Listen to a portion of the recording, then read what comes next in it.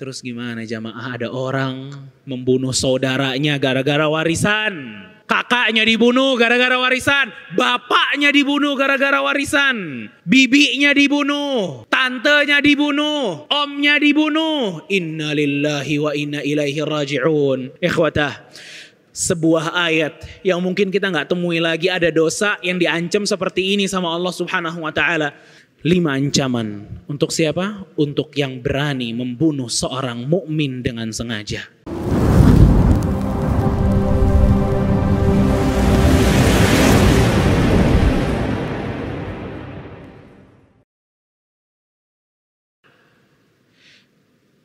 Salah seorang sahabat datang kepada Rasul Shallallahu Alaihi Wasallam menyampaikan sebuah kabar gembira bahwa peperangan yang kami ikuti ya Rasulullah sudah di atas angin. Kita menang ya Rasulullah. Kala itu Rasul tidak mengikuti perang tersebut. Sahabat ini mengabarkan kepada Rasulullah kabar gembira bahwa kita menang. Tapi sahabat ini membawa sebuah kasus di hadapan Rasul Shallallahu Alaihi Wasallam. Sahabat ini bilang, ya Rasulullah, tapi ada sesuatu yang terjadi. Di antara kami ada tentara-tentara, yakni tentara kaum muslimin, sahabat, yang mereka sangat jeli sekali menunggu lengahnya orang-orang musyrikin. Karena orang musyrikin itu lengah, maka mereka langsung menghajarnya Rasulullah. Dan salah satu di antara kami mendapatkan momen itu. Salah seorang sahabat mendapatkan momen di mana ada salah seorang musyrikin yang lengah lalu dijatuhkan oleh dia. Begitu dijatuhkan oleh dia, ingin dia bunuh di dalam peperangan tersebut. Sang kafir ini ikhwatah mengatakan, La ilaha illallah Muhammadar Rasulullah. Dia mengatakan syahadat pada saat sahabat telah ada di atasnya dan ingin membunuhnya. La ilaha illallah Muhammadar Rasulullah. Namun sahabat ini tetap membunuhnya, dibunuh. Lalu Rasulullah SAW mengatakan, Ayaktuluh, dia bunuh? Kata Rasul.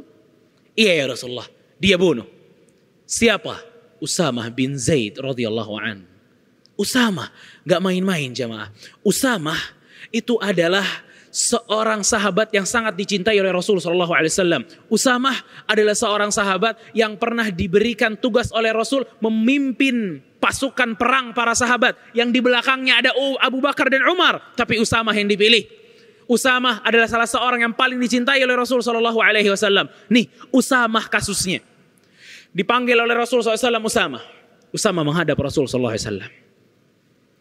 Saat Usamah menghadap Rasulullah SAW, Rasul mengatakan, wahai Usamah, aqataltah, benar kamu bunuh orang tersebut yang telah mengatakan la ilaha illallah?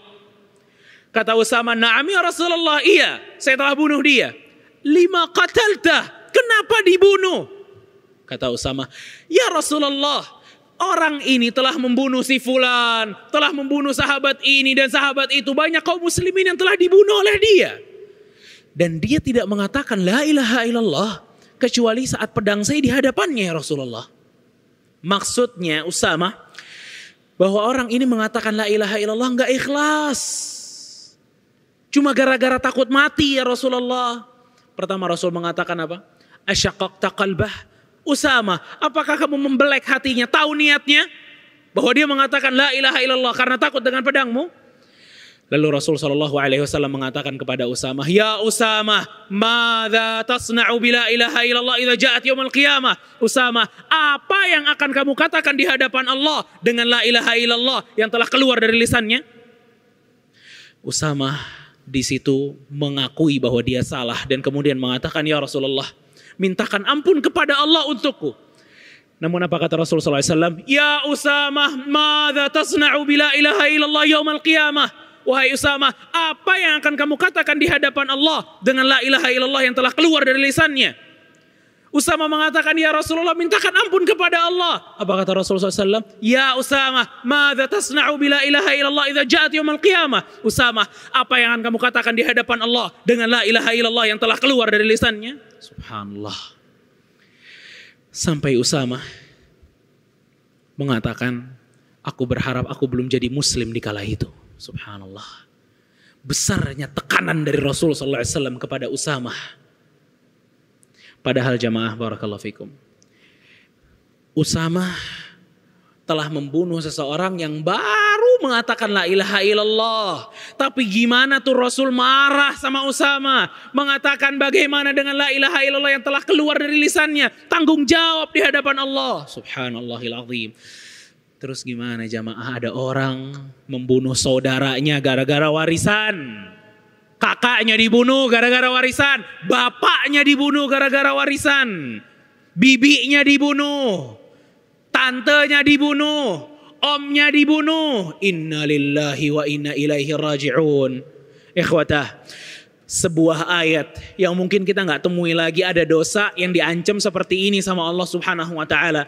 Dalam surat Al-Maidah Allah mengatakan, wa may yaqtul mu'minan muta'ammidan, siapa yang membunuh mukmin secara sengaja, fajazauhu jahannam, maka balasannya jahannam, khalidan fiha, selama-lamanya, wa ghadiballahu alaih, Allah marah kepadanya, wa la'anah, Allah laknat, wa a'addalahu adzaban azima, dan Allah siapkan azab yang pedih. 5 ancaman untuk siapa? Untuk yang berani membunuh seorang mukmin dengan sengaja. Akhwata fi dini azakumullah. Kalau kita ingin lihat berita di setiap harinya, insya Allah berita pembunuhan gak pernah absen. Selalu ada. Memang gak mesti di Jakarta, di daerah pun banyak. Sang pacar membunuh pacarnya, selingkuh pacarnya dibunuh, WhatsApp-nya gak dibalas dibunuh. Kecil, remeh alasannya, tapi berani mengorbankan darah seorang muslim.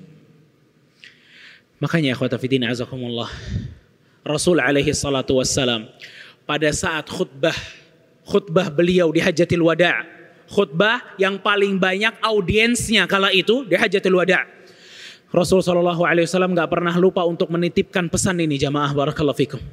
Rasul sallallahu alaihi wasallam mengatakan kepada seluruh yang hadir waktu Hajjatul Wada', inna amwalakum wa a'radakum wa dima'akum haramun alaikum ka hurmati yaumikum hadha fi syahrikum hadha wa fi baladikum hadha. Kata Rasulullah, wahai seluruh kaum muslimin, sesungguhnya harta kalian, darah kalian, kehormatan kalian, yakni sesama muslim, haram. Gak boleh ditumpahkan darahnya, gak boleh dinodai kehormatannya, gak boleh diambil hartanya, kecuali dengan haknya, kecuali dengan kebenaran, kecuali dengan haknya Islam. Lalu apa kata Rasul SAW terakhirnya? Kata Rasul SAW, وَبَلِّغُ شَاهِدُ مِنْكُمُ الْغَائِبِ, kabarkanlah oleh kalian orang-orang yang tidak mendengar khutbah ini. Menandakan kepada kita bahwa masalah darah, masalah besar dalam Islam. Masalah hak seorang muslim itu masalah besar dalam Islam.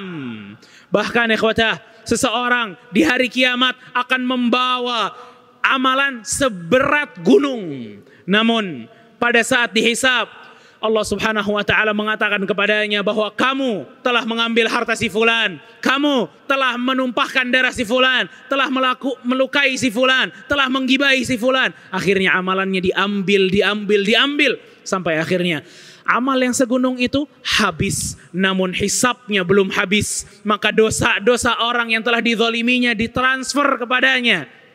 Dan apa kata Rasulullah SAW di akhir hadis? Faturiha 'alan nar. Gara-gara itu mereka akan dilemparkan ke nerakanya Allah Jalla wa Ala. Ikhwatal kiram a'azakumullah. Karenanya perlu untuk kita setiap dari muslim memperhatikan hak-hak seorang muslim, mulai dari darahnya, kehormatannya, dan hartanya.